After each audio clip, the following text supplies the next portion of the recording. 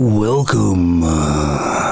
Hello. Okay, so we got two sort of stories in one here. And the first one is about seagulls again. Yes, seagulls are a menace where I am. So the other story I did on seagulls, which are everywhere where I am, which apparently took a chihuahua in its beak and flew off. Now I'm a bit doubtful that actually happened, but even so. But here's another story headline about seagulls. Cyclist runs over seagull, grabs it by the wing and slams it onto the pavement. So let's just think about that headline for a minute. I know seagulls around this area. They are not scared of humans. They don't really move out the way. This cyclist was probably trying to ride his bike and he couldn't get through because of the seagulls. They wouldn't move.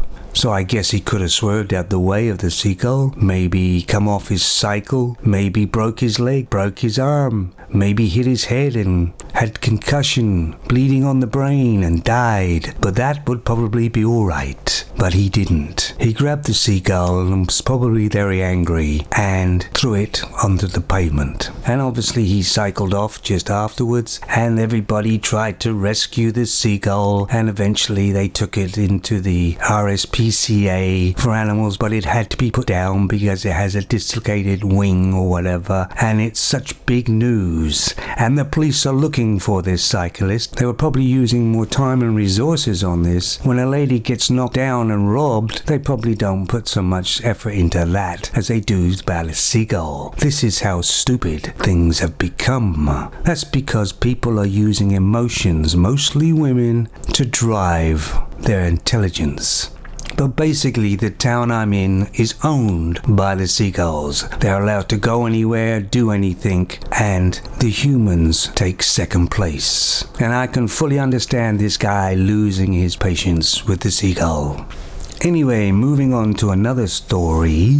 In this town called Brighton, UK, there's a big festival every year now called the Pride. You know, those rainbow flags, LGBTO or whatever, and people who like the same people. In other words, I'm straight. I like females or I'm attracted to females. But really in this place I'm considered abnormal. I should be non-gender and go with either or.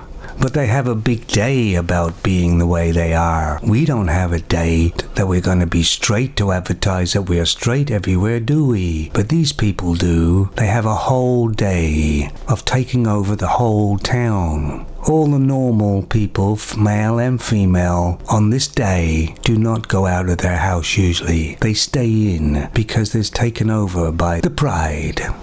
And the people want you to know how joyful and how much fun it is and everything. But I've been there and I've seen it. And the reality is that if you're walking along or just sitting somewhere, there will be people coming by, males, who are very scantily dressed with their tackle hanging out. That is disgusting to me, especially when there's children around as well. And the reality is that these people later on are drinking as well.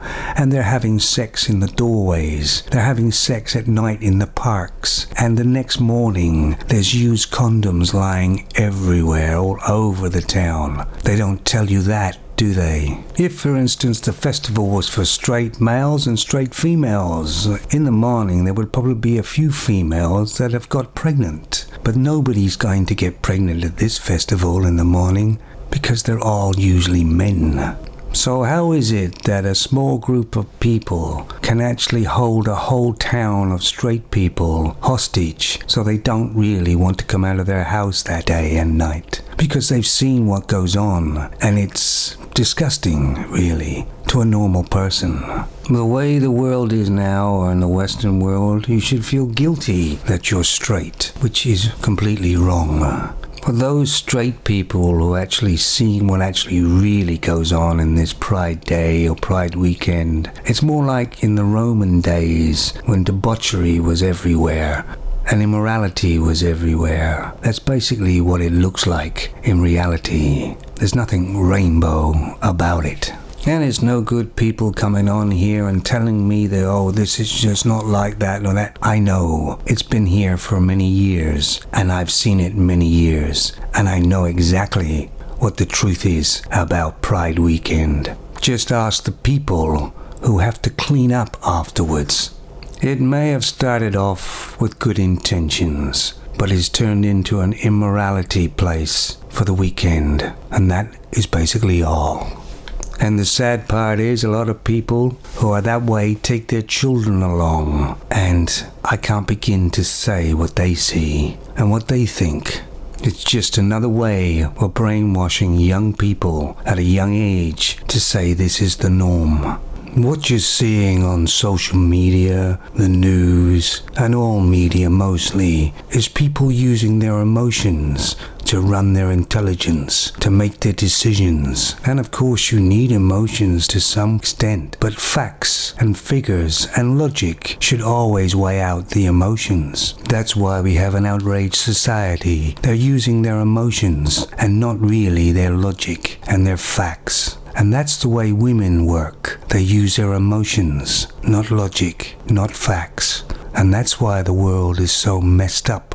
Emotions should be part of the thinking process, not all of it. Hey, there's a seagull with a dirty condom in its mouth. Got him.